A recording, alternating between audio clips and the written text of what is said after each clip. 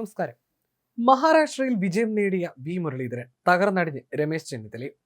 കേരളത്തിലെ ഉപതെരഞ്ഞെടുപ്പുകൾക്കിടയിൽ മലയാളികളായ രണ്ട് മുതിർന്ന നേതാക്കളെയാണ് മഹാരാഷ്ട്രയിലേക്ക് അവരുടെ പാർട്ടി നിയോഗിച്ചത്. മഹാരാഷ്ട്ര തെരഞ്ഞെടുപ്പിൽ കോൺഗ്രസിന്റെ നിയന്ത്രണം തന്നെ രമേശ് ചെന്നിത്തലയ്ക്കായിരുന്നു. പാർലമെന്റ് തെരഞ്ഞെടുപ്പിലും എല്ലാം നോക്കിയത് മഹാരാഷ്ട്രയിൽ ചെന്നിത്തല. ഇത് വിജയമായി. ലോക്സഭയിലേക്ക് കോൺഗ്രസ് നേതൃത്വത്തിലെ മഹാവികാസ് അഘാഡി സീറ്റുകൾ വാരിക്കൂട്ടി. ആ ആത്മവിശ്വാസവുമായി നിയമസഭയിൽ പോരാട്ടത്തിന് മുന്നിൽ നിന്ന ചെന്നിത്തലയ്ക്ക് ക്ഷീണകാലമാകുകയാണിപ്പോൾ. മറുവശത്ത് ബി ജെ പി വിട്ടത് മുൻ സംസ്ഥാന അധ്യക്ഷൻ വി മുരളീധരൻ. മഹാരാഷ്ട്രയിൽ ബി ജെ പിയുടെ തിരഞ്ഞെടുപ്പ് പ്രചാരണ ചുമതലയിൽ മേൽനോട്ടം വഹിച്ചത് ആഭ്യന്തരമന്ത്രി അമിത്ഷായാണ്. മുരളീധരനെ അമിത്ഷാ നിർണായക ചുമതലകളും ഏൽപ്പിച്ചു. ബി ജെ പി അവിടെ ചരിത്ര വിജയം നേടുമ്പോൾ അത് മുരളീധരന് പല വിധത്തിൽ ആഹ്ലാദിക്കാൻ വക നൽകുന്നു. ലോക്സഭാ തെരഞ്ഞെടുപ്പിൽ ആറ്റിങ്ങലിൽ മത്സരിച്ച് 3 ലക്ഷത്തിലധികം വോട്ട് നേടിയത് മുരളീധരന്റെ സംഘടനാ മികവായിരുന്നു. സംഘടനയെ ചലിപ്പിക്കാൻ അറിയുന്ന മുരളീധരനെ മഹാരാഷ്ട്രയിലേക്ക് നിയോഗിക്കുകയായിരുന്നു.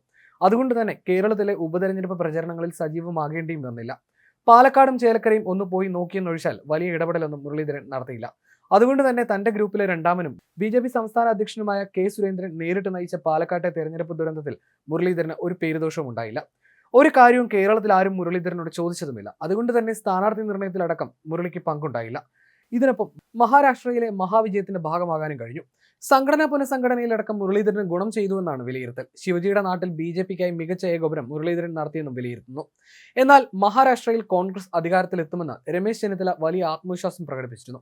ലോക്സഭാ തെരഞ്ഞെടുപ്പിലെ നേട്ടമടക്കം വിലയിരുത്തിയാണ് സ്ഥാനാർത്ഥി നിർണയം നടത്തിയത്. പക്ഷേ കോൺഗ്രസ് സഖ്യം അമ്പെ പൊളിഞ്ഞടങ്ങി. മുഖ്യമന്ത്രി സ്ഥാനാർത്ഥിയെ നേരത്തെ ഉയർത്തിക്കാട്ടാൻ കഴിയാത്തത് വലിയ തിരിച്ചടിയായി. മഹാരാഷ്ട്ര സഖ്യത്തിലെ നേതാക്കൾ മുഖ്യമന്ത്രി കസേര മുന്നിൽ കണ്ട് നടത്തിയ പ്രഖ്യാപനങ്ങൾ മഹാവികാസ് അഘാഡിയുടെ അടിത്തറ തന്നെ തോണ്ടി. ആരും പ്രതീക്ഷിക്കാത്ത ദുരന്തമായി അവർ മാറി. ഇത് ചെന്നിത്തലയ്ക്ക് നൽകുന്നത് വലിയ നിരാശയാണ്. മഹാരാഷ്ട്ര കാരണം കേരളത്തിലെ ഉപതെരഞ്ഞെടുപ്പിൽ വലിയ റോൾ ഉണ്ടായില്ല. കേരളത്തിൽ കോൺഗ്രസ് നേട്ടമുണ്ടാക്കി. പക്ഷേ അത് എല്ലാ അർത്ഥത്തിലും വി ഡി സതീശിന്റെയും കെ സുധാകരന്റെയുമായി മാറുകയും ചെയ്തു. മഹാരാഷ്ട്രയിൽ കോൺഗ്രസിന് നേട്ടമുണ്ടായിരുന്നുവെങ്കിൽ ഹൈക്കമാൻഡിന്റെ പ്രിയങ്കരനായി ചെന്നിത്തല മാറുമായിരുന്നു. ഈ സുവർണാവസരമാണ് മഹാവികാസ് അഘാഡിയുടെ തോൽവിയോടെ സംഭവിച്ചത്. കേരളത്തിലെ കോൺഗ്രസിനുള്ളിലെ ചെന്നിത്തല വിരുദ്ധർക്ക് ഇത് കരുത്തായി മാറിയിട്ടുണ്ട്. മഹാരാഷ്ട്രയിൽ തെരഞ്ഞെടുപ്പിന് ശേഷം മുഖ്യമന്ത്രിയെ തീരുമാനിക്കാനിറങ്ങിയ കോൺഗ്രസിന്റെ സംസ്ഥാന ചുമതലക്കാരനായ രമേശ് ചെന്നിത്തല ഫലം പുറത്തു വന്നതോടെ പരിഹാസനായി എന്ന തരത്തിൽ ചർച്ചകളും വാർത്തകളും എത്തി. മഹാരാഷ്ട്രയുടെ ചുമതലയുള്ള പ്രവർത്തക സമിതി അംഗമെന്ന നിലയിൽ ചെന്നിത്തല 10 മാസം അവിടെ നങ്കൂരമിട്ട് നടത്തിയ പരിശ്രമങ്ങളെ പ്രശംസിക്കുന്ന മനോരമയുടെ പഴയ വാർത്താ ഫലം വന്നതോടെ സമൂഹ മാധ്യമങ്ങളിൽ വൈറലായി. ഹരിയാനയിലെ തോൽവിയുടെ പാഠത്തിന്റെ അടിസ്ഥാനത്തിൽ മഹാരാഷ്ട്രയിൽ തന്ത്രങ്ങൾ ഉണ്ടാക്കിയെന്ന് മനോരമയ്ക്ക് നൽകിയ അഭിമുഖത്തിൽ ചെന്നിത്തല അവകാശപ്പെട്ടിരുന്നു. മുഖ്യമന്ത്രി ആരാണെന്ന കാര്യത്തിൽ ഫലപ്രഖ്യാപനത്തിന് ശേഷം സമവായം ഉണ്ടാക്കുമെന്നും അദ്ദേഹം പറഞ്ഞിരുന്നു. മഹാരാഷ്ട്രയിൽ മഹാവികാസ് അഘാഡിയെ അസാമാന്യ നേതൃശേഷിയോടെ കോർത്തിണക്കാൻ ചെന്നിത്തലയ്ക്ക് കഴിഞ്ഞതായി മനോരമ ലേഖകനും എഴുതി പിടിപ്പിച്ചിരുന്നു.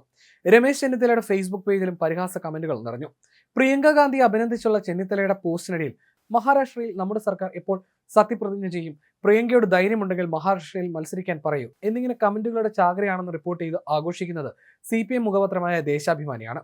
അതിനിടെ മഹാരാഷ്ട്രയിലെ കോൺഗ്രസ് പരാജയം അവിശ്വസനീയമെന്ന് രമേശ് ചെന്നിത്തല പ്രതികരിക്കുകയും ചെയ്തു. ഇത്രയും വലിയൊരു പരാജയം ഉണ്ടാകുമെന്ന് കരുതിയില്ലെന്നും പാർട്ടിയുടെ ശക്തി കേന്ദ്രങ്ങളിൽ പോലും തിരിച്ചടിയുണ്ടായത് അംഗീകരിക്കാനാകുന്നില്ലെന്നും ചെന്നിത്തല പറഞ്ഞു. ഈ തോൽവി പാർട്ടി കൃത്യമായി പഠിക്കുമെന്നും അദ്ദേഹം വ്യക്തമാക്കി. പാലക്കാട്ടെ വിജയത്തിന് രാഹുൽ മാങ്കൂട്ടത്തിലിന് അഭിനന്ദനമെന്നും പ്രിയങ്ക ഗാന്ധിയുടെ വിജയം മതേതര ശക്തികളുടെ വിജയമാണെന്നും ചെന്നിത്തല പറഞ്ഞു. കേരളത്തിൽ ഭരണവിരുദ്ധ വികാരം ഇല്ല എന്ന CPM വാദം അംഗീകരിക്കുന്നില്ലെന്നും അദ്ദേഹം കൂട്ടിച്ചേർത്തു. അങ്ങനെ കേരള വിജയത്തിന്റെ ക്രെഡിറ്റ് ഏറ്റെടുക്കാൻ പറ്റാത്ത അവസ്ഥയിലേക്ക് ചെന്നിത്തല എത്തി. എന്നാൽ BJPയുടെ മുരളീധരൻ എല്ലാ അർത്ഥത്തിലും സന്തോഷത്തിലാണ്. പ്രതികരണങ്ങളിലും അത് വ്യക്തം. മഹാരാഷ്ട്രയെയാണ് മുമ്പ് മുരളീധരൻ രാജ്യസഭയിൽ പ്രതിനിധാനം ചെയ്തത്. ഈ വിജയത്തിന് പിന്നിലെ ചാലക ശക്തികളിൽ ഒരാളായ മുരളീധരനെ വീണ്ടും മഹാരാഷ്ട്രയിൽ നിന്നും രാജ്യസഭയിൽ എത്തിക്കാനും സാധ്യതയുണ്ട്. അതേസമയം പാലക്കാട്ടെ BJP തോൽവിയെക്കുറിച്ച് തനിക്കൊന്നും പറയാനില്ലെന്ന് വ്യക്തമാക്കിയ മുരളീധരൻ പ്രസ്താവനയും സോഷ്യൽ മീഡിയയിലടക്കം ചർച്ചയാകുന്നുണ്ട്. തനിക്ക് മഹാരാഷ്ട്രയുടെ ചുമതലയാണ് നൽകിയിരുന്നതെന്നും അവിടത്തെക്കുറിച്ച് പറയാമെന്നും മാധ്യമപ്രവർത്തകരോട് സംസാരിക്കവേ അദ്ദേഹം പറഞ്ഞിരുന്നു.